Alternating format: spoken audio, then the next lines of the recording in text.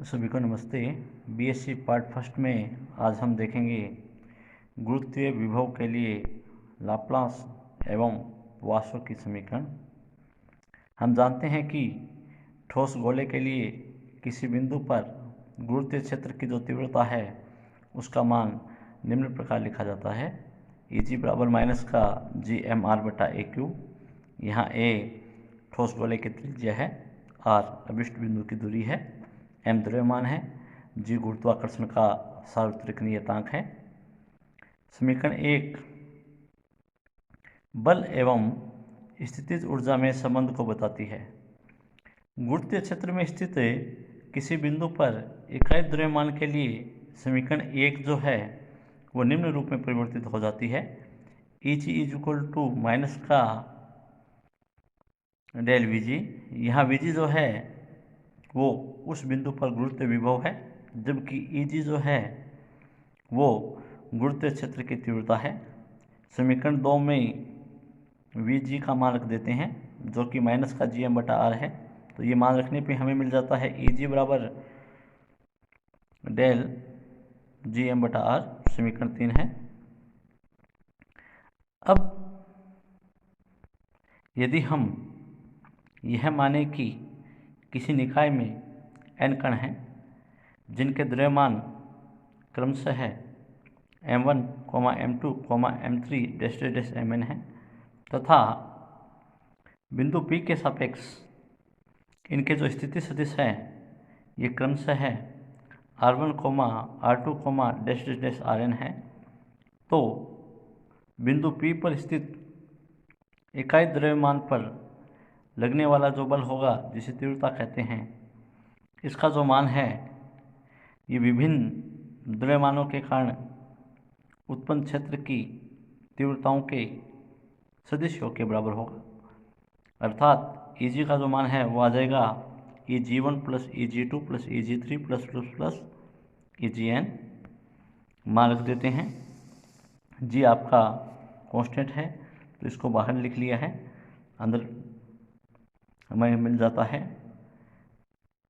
Del G बाहर लिखने पे del m1/r1 plus del m2/r2 plus plus plus del mn/rn। यहाँ इसको हमने समाकलन के रूप में लिख दिया, सिग्मा के रूप में लिख दिया है। s का मान 1 से n gms/rs, इसे हमने समीकरण 4 दे दी है। बिंदु P जो है, इस बिंदु P पर उपरोक्त n कणों की उपस्थिति में विभव का मान अनंत से उस बिंदु P तक इकाई द्रव्यमान को लाने में किए गए कार्य के बराबर होता है। अर्थात इंटीग्रेशन ऑफ Eg.dr जिसकी लिमिट रहेगी इन्फिनिटी टू P, इसका जो मान आएगा वो आ जाएगा सिग्मा gms/rs। सिग्मा जो है इसका मान योग की जो लिमिट रहेगी वो रहेगी 1 से n, और इसका जो मान होगा वो Vg के बराबर होगा। इसे हमने समीकरण 5 दे दी है। अतः एक बिंदु P पर एक कण निकाय के कारण कुल गुरुत्वीय विभव का जो मान होगा वो प्रत्येक कण द्वारा उस बिंदु पर उत्पन्न विभव के योग के बराबर होगा। विभव V एक अदिश राशि है तथा यह केवल उन बिंदुओं को छोड़कर जहाँ द्रव्यमान स्थित है उन बिंदुओं को छोड़कर निम्न संबंध को संतुष्ट करती है। यह संबंध जो है वो निम्न प्रकार है। डेल स्क्वायर Vg बराबर माइनस का डेल स्क्वायर सिग्मा gms/rs बराबर del square sigma del square gms/rs बराबर 0। समीकरण 6। समीकरण 6 जो है ये विभव के लिए लाप्लास की समीकरण कहलाती है।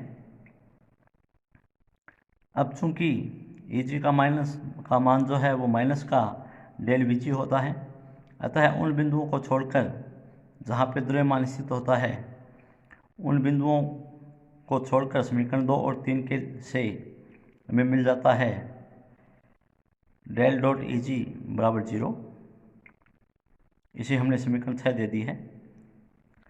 यदि एक कण निकाय के स्थान पर द्रव्यमान का अनवरत वितरण हो, जैसे एक वस्तु जो बद्ध सतह S द्वारा घिरी हुई है, जैसा कि इस चित्र ए में दिखाया गया है कि एक वस्तु जो है वो बद्ध सतह द्वारा घिरी हुई है। ये वस्तु का अल्प द्रव्यमान dm है, जिसका मान रो dv है। इससे r दूरी पे एक बिंदु P है। तो इस बिंदु P पर जो वस्तु के बाहर स्थित है, उस पर विभव का जो मान होगा वो समीकरण 5 से निम्न प्रकार दिया जाएगा। Vp बराबर g इंटीग्रेशन ऑफ dm बटा r, और dm जो है वो द्रव्यमान अल्पांश है, इसे रो dv के रूप में लिख सकते हैं। तो Vp का मान आ गया Vp बराबर g integration of rho dv बटा r, आयतन समाकलन है। यहाँ रो जो है वो वस्तु का घनत्व है। यदि बिंदु P वस्तु के अंदर स्थित है, जैसा कि इस चित्र बी में दिखाया गया है, ये बिंदु P वस्तु के अंदर स्थित है, तो समीकरण 7 में समाकलन जो है वो अनंत हो जाएगा। इस स्थिति में विभव को निम्न रूप में परिभाषित करते हैं कि बिंदु P को चारों ओर से एक बंद गोलीय सतह S0 से घिरा हुआ मानते हैं, जिसका अर्धव्यास माना r है।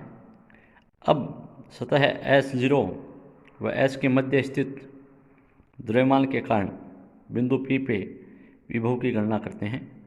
चूँकि बिंदु P उपरोक्त दोनों सतहों के मध्य स्थित द्रव्यमान के बाहर है, इसलिए समीकरण 7 में समाकल्य जो होगा वो परिमित होगा।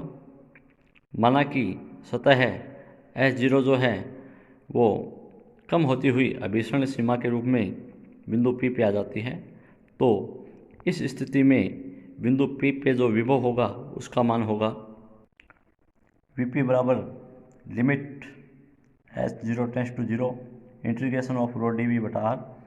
इस समाकलन की जो सीमा रहेगी वह S0 से S रहेगी। इसे हमने समीकरण 8 दे दिया है। चूँकि S0 का आयतन r³ की कोटि का है तथा समाकलन 1 बटा r जैसा है, अनंत होता है। यदि रो परिमित है तो उपरोक्त समाकलन का जो मान है यह एक निश्चित सीमा में होगा, जो बिंदु P पर संपूर्ण वस्तु के कारण विभव का मान होगा। चूँकि गुरुत्व विभव V वस्तु के बाहर स्थित बिंदुओं के लिए लाप्लास समीकरण डेल स्क्वायर V बराबर 0 को संतुष्ट करती है, अब हम वस्तु के अंदर स्थित बिंदुओं पर विभव द्वारा संतुष्ट होने वाले समीकरण को ज्ञात करेंगे। ये समीकरण पवासों के समीकरण कहलाते हैं। तो जो चित्र बी था जिसमें बिंदु P जो है वो बंद पृष्ठ के अंदर है, उस चित्र बी में बिंदु P पर वस्तु जो है वो बंद पृष्ठ के अंदर है, जो गोलीय सतह है S0 से घिरी हुई है। इस सतह की त्रिज्या माना a है। तो बिंदु P पर गुरुत्वीय क्षेत्र की जो तीव्रता है इसका मान S0 से बाहर स्थित द्रव्यमान के कारण तीव्रता और S0 के अंदर स्थित द्रव्यमान के कारण तीव्रता के सदिश योग के बराबर होगी। तो इस प्रकार EP वेक्टर का जो मान आ जाएगा वो आ जाएगा E0 प्लस EI। दोनों तरफ डैश डॉट कर देते हैं, कोई दिक्कत नहीं है। अब चूंकि E0 सतह जो है वो S0 से बाहर स्थित द्रव्यमान के कारण है, इसलिए समीकरण 7 जो है वो संतुष्ट होगी। और समीकरण 7 जो संतुष्ट होगी तो यहाँ से आ जाएगा डेल डॉट E0 बराबर 0। समीकरण 11 आ गई। तो इसका मान, इसका उपयोग हम समीकरण 10 में करते हैं तो हमें मिल जाता है डेल डॉट EP बराबर डेल डॉट EI, समीकरण 12। अब बिंदु P के चारों ओर a त्रिज्या के गोले का जो द्रव्यमान है वो होता है m बराबर 4/3 पाई रो a³। सामान्य फॉर्मूला है द्रव्यमान बराबर आयतन इंटू घनत्व वाला। अब जैसे जैसे a जो है वो शून्य की ओर प्रवृत्त होता है, शून्य की ओर बढ़ता है, तो गोले की सतह पर गुरुत्वीय क्षेत्र की जो तीव्रता है उसका मान आता है Fs बराबर Gm/a बराबर 4/3 पाई ρ a, एवं इसकी जो दिशा होती है ये दिशा सतह के अंदर की ओर खींचे गए लब की ओर होती है। तो इसके लिए गॉस की प्रमेय के अनुसार limit a tends to a0 integration of del dot ei dv बराबर limit a to a0 del dot E 4/3 pi a cube. इसको मान रख देते हैं, मान रख के हल कर लेते हैं। हल करने पे हमारे पास फाइनली मिल जाता है डेल डॉट ई पी बराबर डेल डॉट ई आई बराबर माइनस का 4 पाई रो। यहाँ ई पी जो है वो डेल वी पी हो गया। तो समीकरण 16 और 17 से हमें समीकरण 18 मिल जाती है। समीकरण 18 जो है इसे हम पोआसो की समीकरण कहते हैं। तो ये अपने लाप्लास और पोआसो की समीकरण थी। इम्पोर्टेंट टॉपिक है एग्ज़ाम के हिसाब से। Thank you.